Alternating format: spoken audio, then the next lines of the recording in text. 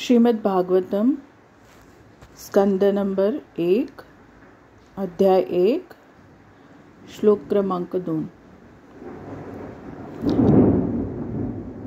धर्म प्रोजिक्त कैतवोत्र परमो निर्मत्सराणां सतां वेद्यं वास्तवमत्र वस्तु शिवदं तापत्रयोन्मूलनं श्रीमद्भागवते महामुनिकृते किं वा परेरीश्वर सद्यो हृदयवरुध्यतेत्र कृतिभिः शुश्रूषभिस्तत्क्षणात्।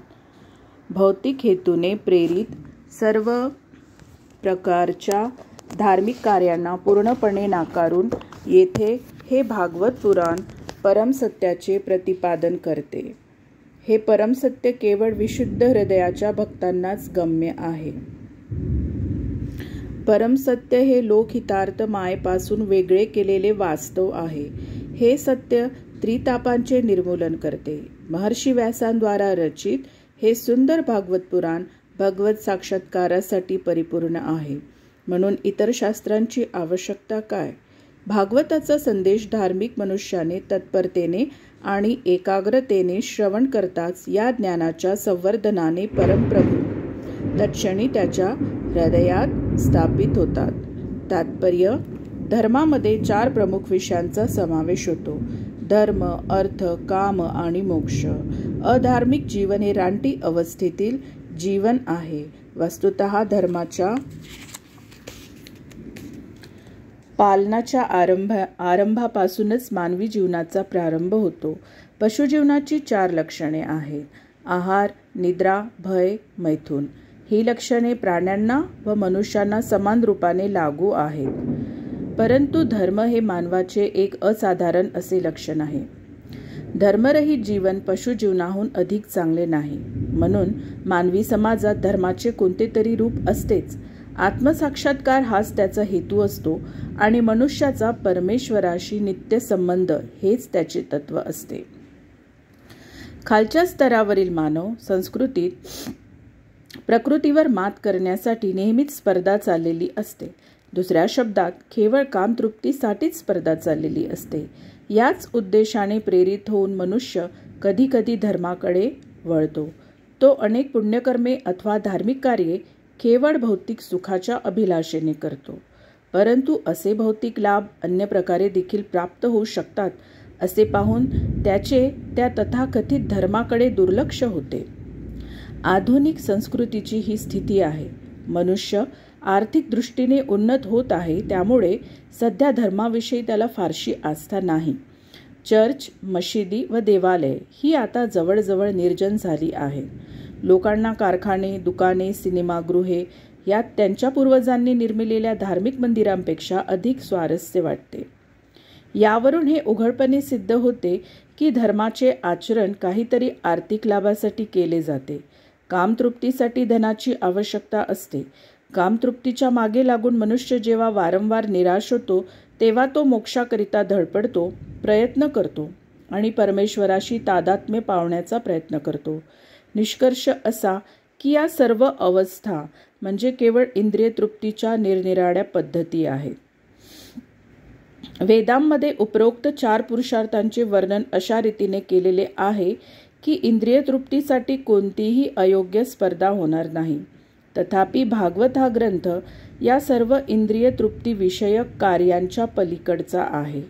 भागवत हे शुद्ध पवित्र दिव्य वाङ्मय आहे आणि जे इंद्रिय तृप्ती विषयक स्पर्धेच्या पलीकडे गेले आहेत अशा शुद्ध भक्तांनाच हे शुद्ध दिव्य वाङ्मय समजू शकते।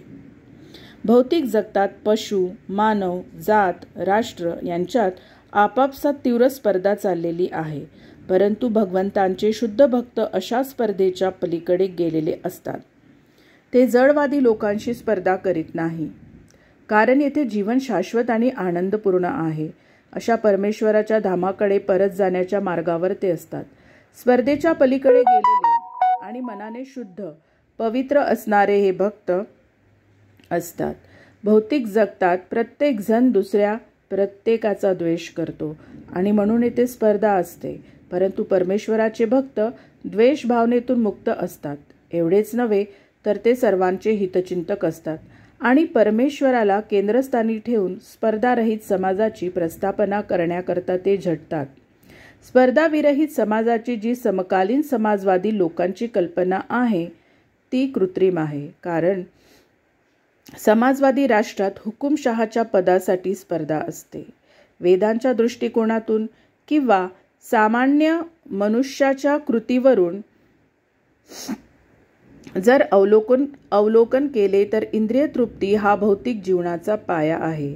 वेदांमध्ये 3 मार्ग सांगितले आहेत. पहिला मार्ग उच्चतर ग्रहलोकात उन्नती व्हावी म्हणून काम्य कर्मांचा. दुसरा देवलोकात उन्नती करण्यासाठी नाना देवतांच्या उपासनेचा. आणि तिसरा परमसत्याच्या साक्षात्काराचा. परमसत्याचे निर्विशेष स्वरूप जाणून घेत त्याच्याशी एकत्व प्राप्त करून घेण्याचा. परमसत्याचे निर्विशेष स्वरूप हे आत्यंतिक नव्हे.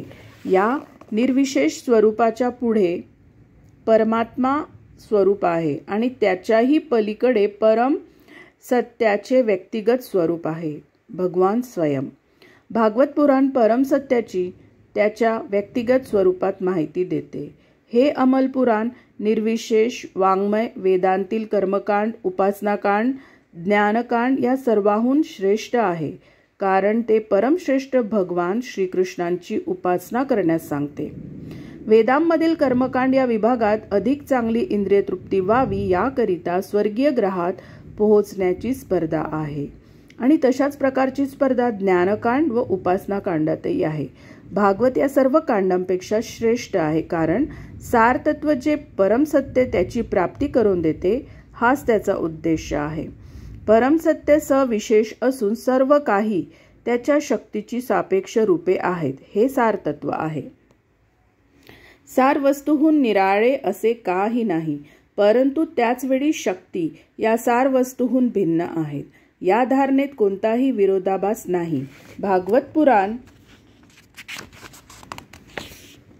स्पष्ट रूपाने एक समयावच्छेदे करून अभिन्न आणि भिन्न अर्थात भेद व अभेद असे वेदांत सूत्राचे तत्वज्ञान घोषित करते व त्याचा आरंभ जन्मादि अस्य यतः या सूत्राने होतो.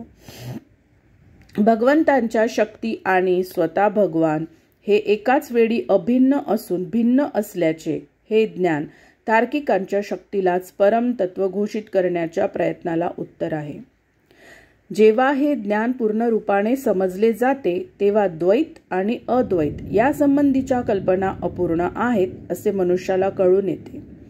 अचिंत्य भेदाभेदाच्या तत्वावर आधारलेले हे विकसित दिव्य ज्ञान मनुष्याला आध्यात्मिक, आदिभौतिक, आदिदैविक अशा त्रितापांपासून रहित अवस्थेत स्थित करते. ही दुःखे क्रमशः मन व शरीरापासून उद्भवणारी, इतर प्राण्यांपासून उद्भवणारी व नैसर्गिक संकटे ही होत. अशा दुःखावर मनुष्याचे कधीच नियंत्रण नसते. भगवत चरणांच्या शरणागतीपासून पुढे भागवताचा प्रारंभ होतो. भगवंतांच्या शरणागत भक्ताला या गोष्टीची पूर्ण जाणीव असते की तो परमेश्वराशी एकरूप असून देखील त्याच वेळी तो भगवंतांचा नित्य शाश्वत सेवक आहे. भौतिक कल्पनेमुळे प्रत्येकाला असे वाटत असते की आपणाला जे काही दिसते त्या सर्वांचे आपण स्वामी आहोत. त्यामुळे त्रिविध तापांनी तो नेहमीच त्रस्त झालेला असतो. परंतु आपण परमेश्वराच्या नित्यसेवकाच्या दिव्य स्थितीत असल्याचे जेव्हा त्याला कळून येते तेव्हा तो तत्काळ त्रिविध तापांपासून मुक्त होतो. जोपर्यंत प्राणी प्रकृतीचा स्वामी होण्याचा प्रयत्न करीत असतो तोपर्यंत तो परमेश्वराचा सेवक होणे शक्य नाही. आपण भगवंताचे अंश असून नित्य सेवक असल्याची शुद्ध जाणीव झाल्यावर शुद्ध भावनेने भगवंतांची सेवा केली जाते. अशा सेवेने भौतिक बंधनातून त्वरित मुक्ती प्राप्त होते.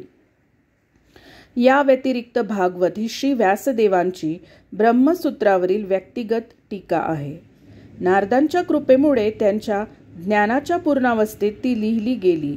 श्री व्यासदेव हे नारायण भगवंतांचे प्रामाणिक अवतार आहेत, म्हणून त्यांचा अधिकारी असण्याविषयी प्रश्नच नाही. ते अन्य वैदिक साहित्याचे देखील रचयिता आहेत, तरी सुद्धा ते भागवताचे अध्ययन सर्वोपरी असल्याचे सुचवितात.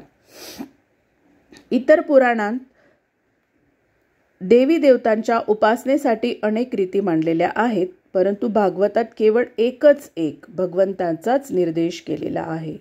भगवंत संपूर्ण शरीराप्रमाणे असून देवता शरीराच्या इतर अंशांप्रमाणे आहे. म्हणून जेव्हा आपण भगवंतांची उपासना करतो तेव्हा देवतांची उपासना करण्याचे कारण नाही. परम भगवंत त्वरित भक्ताच्या हृदयात स्थित होतात. भगवान श्री चैतन्य महाप्रभूंनी भागवत पुराणाचा अमल पुराण असा निर्देश केला आहे. ते इतरांपासून निश्चितच वैशिष्ट्यपूर्ण आहे. दिव्य उपदेश ग्रहण करण्याची योग्य पद्धती म्हणजे नम्रतापूर्वक श्रवण करणे ही होय. आव्हानात्मक प्रवृत्ती ही दिव्य संदेशाचा अनुभव मिळविण्यासाठी सहाय्य करीत नाही. उचित मार्गदर्शनासाठी यात एक विशेष शब्द योजिलेला आहे, शुश्रूषु. मनुष्याने भगवत संदेश ऐकण्यास उत्सुक असले पाहिजे. तन्मयतेने श्रवण करण्याची इच्छा ही प्राथमिक योग्यता आहे. अल्पभाग्यशाली व्यक्तींना भागवताच्या श्रवणात मुळीच गोडी वाटत नाही. श्रवणाची प्रक्रिया सरळ साधी आहे, पण त्याप्रमाणे कृती करणे कठीण आहे. अभागी लोकांना व्यर्थ सामाजिक आणि राजकीय संभाषणे ऐकण्यास वेळ सापडतो, परंतु भागवताचे श्रवण करण्याकरता जेव्हा भक्तांच्या संगतीत उपस्थित राहण्याचे निमंत्रण त्यांना दिले जाते तेव्हा त्यांना त्यात स्वारस्य नसते. कधीकधी भागवताचे व्यावसायिक प्रवचनकार भगवंताच्या लीलाविषयक रहस्यमय गोष्टीत बुडी मारतात व बाह्यातकारी लैंगिक साहित्याप्रमाणे रहस्यमय गोष्टीचे स्पष्टीकरण करतात. भागवत आरंभापासूनच ऐकण्याकरता आहे. ही अमल पवित्र कथा आत्मसात करण्यास जे पात्र आहे त्यांच्या संबंधी या श्लोकात सांगितले आहे. अनेक पुण्यकृत्ये केल्यानंतर भागवताचे श्रवण करण्याची योग्यता मनुष्यास प्राप्त होत असते. जो बुद्धिमान मनुष्य आहे आणि ज्याला विवेकपूर्ण दृष्टी आहे त्याला महर्षी व्यासदेवांनी असे आश्वासन दिले आहे की भागवताच्या श्रवणाने अशा मनुष्याला प्रत्यक्षपणे भगवंताचा साक्षात्कार होऊ शकतो. वेदांमध्ये मांडलेले साक्षात्काराचे जे निरनिराळे स्तर आहेत त्यात प्रवेश न करता भागवताचा हा संदेश ग्रहण करण्यास केवळ मान्यता दिल्याने मनुष्याची परमहंस स्थितीपर्यंत उन्नती होते.